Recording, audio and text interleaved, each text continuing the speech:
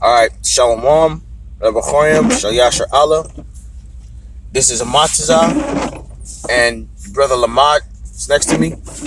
We are from the End is Near 2 camp, and we're coming back at you with this truth, giving all praise unto Yahweh Ba'ashem Yahweh Shah. Alright? First and foremost, all adulation, praises, and glory are unto Yahweh Ba'ashem Yahweh Shah, and is rightly due. Double honors unto the elders and apostles of Great Millstone, who do indeed rule well. And a hearty salutations unto you Akim out there that's pushing this truth in sincerity and in charity. Okay? And basically this is going to be a short little video dealing with protection. Alright? This is going to be a short video, Salaki, dealing with defense. Alright? So the object here, Lord willing, of course, as in all videos, is to edify you, Akim, and Lord willing, this video is going to be edifying to you. And so we're just going to jump right into it to get the scriptures, okay?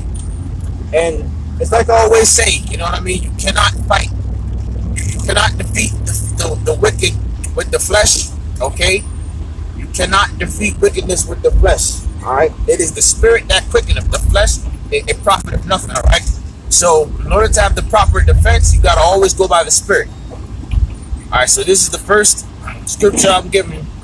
This is going to be the book of Proverbs, the 25th chapter, starting at verse 21, and it reads: "If thine enemy be hungry, give him bread to eat, and if he be thirsty, give him water to drink." All right. So in the spirit, as it is written. You know what I'm saying? According to the scripture says, if thine enemy be hungry, give him bread to eat. And if he be thirsty, give him water to drink. Because at the end of the day, you know what I mean? Usually, just these gestures, all right? Really and truly, you're basically giving them this word, all right? That's what you're doing. But if I may say this too, you know, in a lot of cases, I think even in the law, you know, you're not supposed to say, like, I think it might be, oh man, I think it's in the law, right, where like basically if somebody steals from you because they're hungry, you know, you're not supposed to like kill them or nothing like that, you know what I mean? But that's kind of what this scripture's mind. Read it one more time. Verse 21. Proverbs 25 and verse 21. If thine enemy be hungry, give him bread to eat. And if he be thirsty, give him water to drink. Yeah, so basically, you know what I'm saying, you're supposed to, just like, you know, a lot of times you'll see Israelites or whatever that are in need or whatever, you know what I'm saying, if they're hungry or whatever, give them something instead of them having them, you know, steal from you or whatever. And again, in the spiritual sense as well. Like, we have a lot of our people that are out here that are starving for the truth, that are starving for life. You know what I'm saying? They're destitute. And like the brother was talking about, you know what I mean? You're supposed to give them something. You know what I mean? Charity. That's what that's called. Okay? That's what that is all about. It's all about charity. Yeah, this is foolishness right here.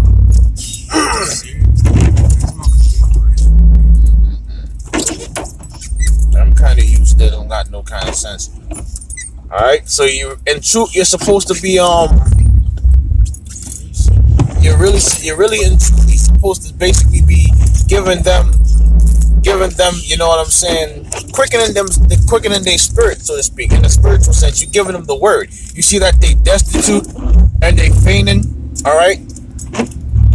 If thy enemy be hungry, give him bread to eat, and if he be thirsty, give him water to drink. Now, this is actually talking about a man that you're quarreling with, that be of your same house, of the same stock, your brethren, then your neighbor, all right? This is that enemy that it's talking about. So like you might have had a fallout with a brother or whatever the case may be. That doesn't mean that you stop treating him like a bro, all right? As long as y'all is in the same mindset, is in the same spirit, Forget about that disagreement. Squash that beef, all right? You be the bigger man. Give him drink when he's thirsty. Give him food when he's hungry, all right? Verse 22. But thou shalt heap coals of fire upon his head, and the Lord shall reward thee, all right? That's how that works. The Lord is going to reward you for being the bigger man, all right? And he's going to heap coals of fire upon his head, because at the end of the day, he was an aggressor. You understand? He was an aggressor. The scriptures even tell you that the Lord resisteth the proud. Okay? And so, whenever you're in a position where you're in a state of disagreement with anybody for any reason, the main thought process you should always have is that the Lord is going to be the one to fight that battle. Yahweh Ba'ashem Yahweh Shah, he's going to be the one that's going to appoint that judgment at the end of the day. All right? Your job is to be spiritual and to see that your brother eat, that your enemy eat, and that your enemy drink. All right? Proverbs 6 and 30. Let's go to it. This is what I was actually thinking. This is the book of Proverbs, chapter 6 and verse 30. I have no idea. I'm sorry. It's all good. In your lane, yeah. This is Proverbs chapter 6 and verse 30. Men, do not despise a thief if he steal to satisfy his soul when he is hungry. Okay, he did it for survival's sake. Okay, let's just put it that way. All right, that's what you were thinking about. Yeah. Verse 31. But if he be found, he shall restore sevenfold. He shall give all the substance of his house. So you hear what you hear that? So the Lord, see, that's the thing with a lot of guys too. Like, they become rash and harsh, not even considering that this person have a need and did what they had to do to fulfill that need for their survival. Okay, not to say that they were gluttonous or whatever the case is. They did what they had to do to survive it. Okay, you're not supposed to be harsh. You're not supposed to be harsh toward them, want to kill them and all this extra crazy stuff. No, just okay. We found him. All right. Leave it in the Lord's hands. Let him be the one to put that judgment on that person. All right.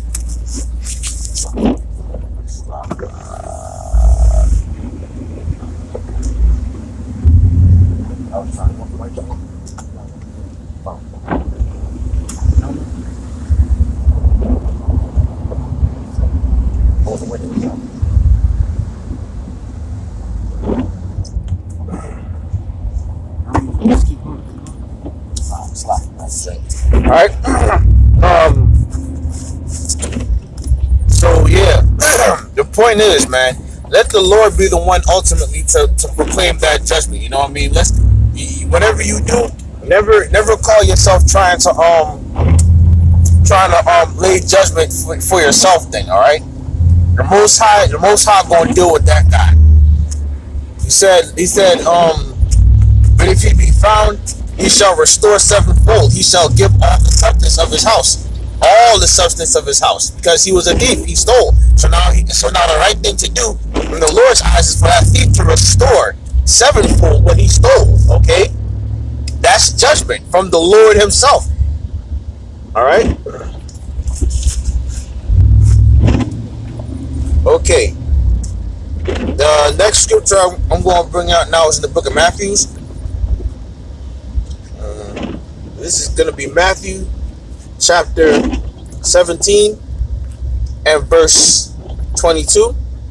We're going to start at verse 22.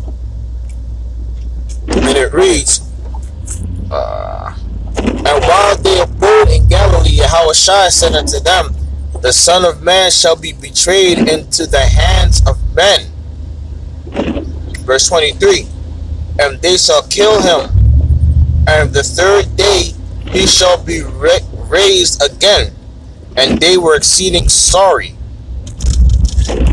Now this is Yahushua basically speaking, dealing with what's getting ready to happen to him according to prophecy, okay, of him being crucified.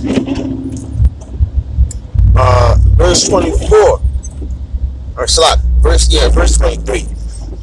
And they shall kill him, and the third day he shall be raised again. And they were exceeding sorry.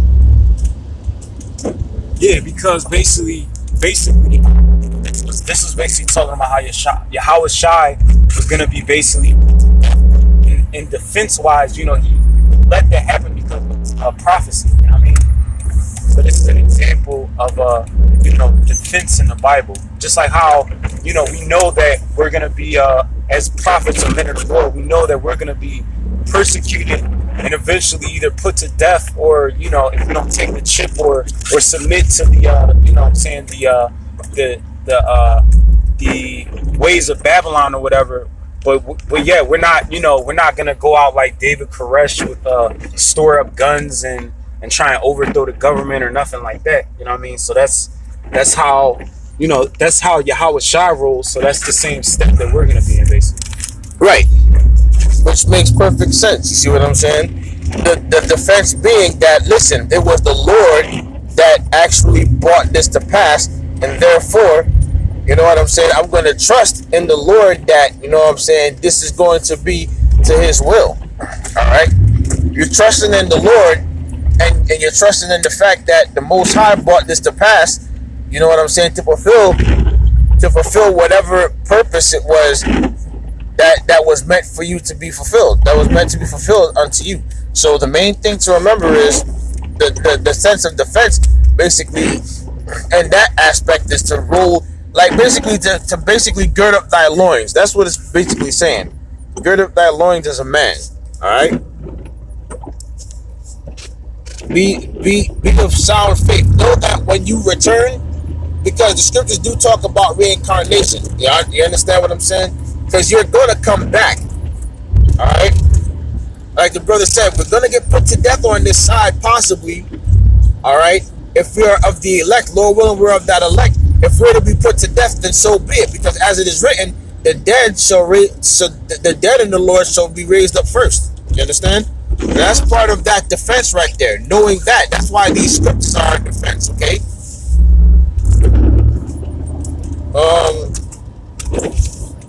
Let's see. This is the book of Luke, the 22nd chapter and the 32nd verse. Luke 22 and Salakia. Romans chapter 12. Romans chapter 12 and verse 17. And it reads, recompense to no man evil for evil. Provide things honest in the sight of all men. So I'm going to read that again. It says, recompense to no man evil for evil, meaning, recompense no man, you know what I'm saying? Like, basically, like I said already, you're supposed to be the bigger man, all right? We're not, you know what I'm saying? We're not supposed to try to exact our own judgment or exact our own revenge, okay? Whenever we're in a situation where, you know what I mean? Yeah, like, for example, right? If a dude, you know what I'm saying, you got a cousin and somebody shoots him or something like that, you're not supposed to go out, you know what I'm saying, like the Punisher and try and go kill him or kill somebody in his family. Right. I mean, the scriptures say, vengeance is the Lord's. That's right. You understand what I'm saying? That's exactly right. Vengeance is the Lord's. So let the Lord be the one that exacts that judgment. All right. Verse 18. If it be possible, as much as lieth in you, live peaceably with all men. Why? Because the Lord Yahweh Ba'ashem Yahushua in due time is going to bring about the judgment upon all men, whether it be righteousness or of wickedness. The Lord is going to bring about judgment upon these men. Okay, all men are going to have to sit at the judgment seat at some point in time. Okay, and with that being said, you know what I mean, our thought process is to always remember that, listen, it is the Lord's will that this came to pass. It is the Lord's will that came to pass. Listen, let the Lord be the one to exact judgment. As the scriptures have said, it is by the Lord that actions are weighed. Okay. All right, now we're gonna go to the book of Romans. That's the next scripture we got here. This is Romans. Not Romans, Salakia, Luke. Luke, the 22nd chapter. This is Luke chapter 22 and verse 36. And it reads, Then said he unto them, this is Yahushua speaking, but now he that hath a purse, let him take it, and likewise his scrip. And he that hath no sword, let him sell his garment and buy one. Okay, dealing with these scriptures, verse 37. For I say unto you that this. No, but I'm saying the point was that the people that were rolling with Yahushua had swords, they were trained, they had weapons, they were men of so-called skilled warfare and stuff like that. But the thing is knowing when to use it. Right. I mean, Con. You know, yeah, like your brother said, knowing when to use your sword, your weapon of war. Everything is supposed to work in the sense of defense. You know what I'm saying? Not to go looking for trouble or looking for a conflict. Okay. Continuing in verse 37. For I say unto you that this that is written must yet be accomplished in me, and he was reckoned among the transgressors, for the things concerning me have an end. All right. So, so good. This is verse 37. For I say unto you that this that is written must yet be accomplished in me, and he must reckon among the transgressors. Okay, reckoning means reasoning. Okay, reckon among the transgressors, for the things concerning me have an end. Verse 38. And they said, Lord, behold, here are two swords. And he said unto them, it is enough. So basically what he's saying is, yeah, you know what I mean, we have a war we gotta fight, you know what I'm saying? But we have to be conscious in all of our warfare and how we utilize our weapons of warfare. Everything that we do has to be to the defense of the gospel. You feel what I'm saying? Everything we do gotta be to the defense of the gospel. That's why the scripture said that if you don't have a sword, sell your garment and buy one. Because at the end of the day, you know what I mean, we're living in a time of war. Alright? We're living in a time of great peril, and so the sword is key to your defense. And you gotta know, and what's better than the sword in the way of defense is how you use your sword, okay? How you utilize it. That's the core of this video, okay? To knowing how to defend yourself in a time of great peril. And the greatest and the main defense is going to deal with this two-edged sword here that's talking about the word. The scriptures say that this word is as a two-edged sword, okay? All right, so now we're going into the book of Luke chapter 22 and verse 49. So we're going to go to chapter 49. We're going to still be in chapter 22, but we're going to we're going to verse 49, jumping to 49, and it reads, when they which were about him saw what would follow, they said unto him, Lord, shall we smite with the sword? Because they were probably out prophesying, and then some, you know what I mean, some wicked men came about and was looking to start trouble, more than likely. Just when they which were about him saw what would follow, they said unto him, Lord, will we smite with the sword? Verse 50. And one of them smote the servant of the high priest and cut off his right ear. Okay. Verse 51. And Yahushua answered and said, suffer ye thus far. And he touched his ear and healed him. You see that? Verse 52. Let's see if that's what's written here. There's somebody kicking my service and fight. No. Yeah, kind.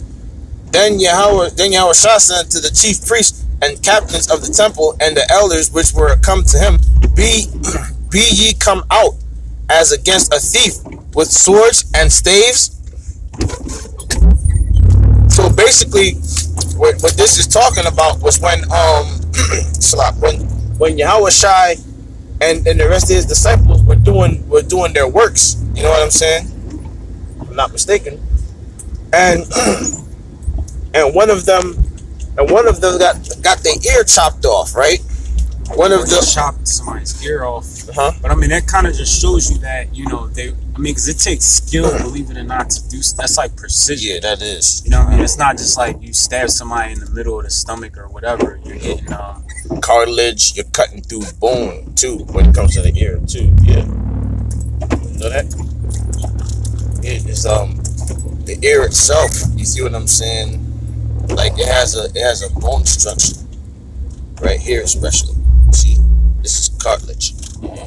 So, like the brother said, you gotta be precise. Like, you know what I mean? You gotta be very precise. That takes skill.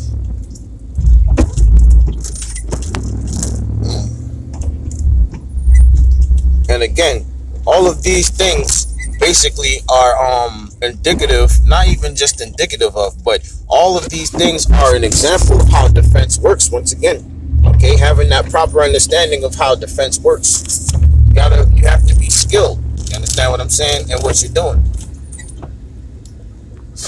All right, so yeah, going out on the highways and byways, man. Trust and believe me, it's not an easy thing to do. But if you're skilled, you know what I'm saying? If you incline unto skill and you incline unto wisdom, you're going to realize that this wisdom is his defense. You understand? Alright, this is Matthew 17 and 22. While they're bold, I think I read this one.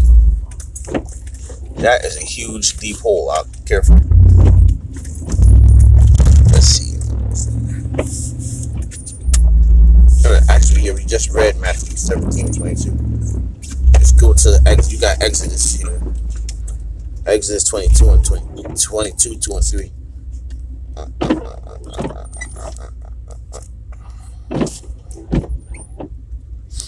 Alright, let's keep it going. This is the book of Exodus, chapter 22, and verse 2. Got 2 and 3 here. So this is Exodus 22 and 2. If a thief be found breaking up and be smitten that he die, there shall no blood be shed for him. Verse 3. If the sun be risen upon him, there shall be blood shed for him, for he should make full restitution. If he have nothing, then he shall be sold for his theft. Yeah, so basically, like if somebody comes into your house, you don't know who they are, you just kill them or whatever. You're cool, but if it's during the daytime and somebody come into your house and you see who they are, and you kill them anyway or whatever, and you may not be a thief, you're held accountable for that. So just right, like that movie like Boys in the Hood. Remember when Lawrence Fishburne, I forget what happened, but it's like somebody broke into his house or whatever, he shot at him or whatever, he'd have killed the dude, he'd have been cool. But if it was somebody, during the daytime, somebody might have, I don't know why they would be in your house, you know what I'm saying? Right, exactly. But you know what I mean? Mm-hmm. You probably could have, the situation would have been different. Most High looks at the situation different. Yeah, so that's an example of defense. Yeah. You don't know what they're, you don't know what they're doing. That's kind of crazy for somebody to come into your house at nighttime like that. You know what I mean? But in the day, like you just got done saying, you don't know what this person's intentions are. The person, you know what I'm saying? Like for example, nobody's gonna try to break into your house during the day if they see, you know what I'm saying, that they perceive, especially that there's somebody in the house. But I guess you got people that's stupid like that. You see what I'm saying? But if you can actually identify it as I guess in hindsight, like you said, it still kind of deals with defense. You know what I mean? Now we're gonna jump into the book of Acts real quick. Acts, the 16th chapter.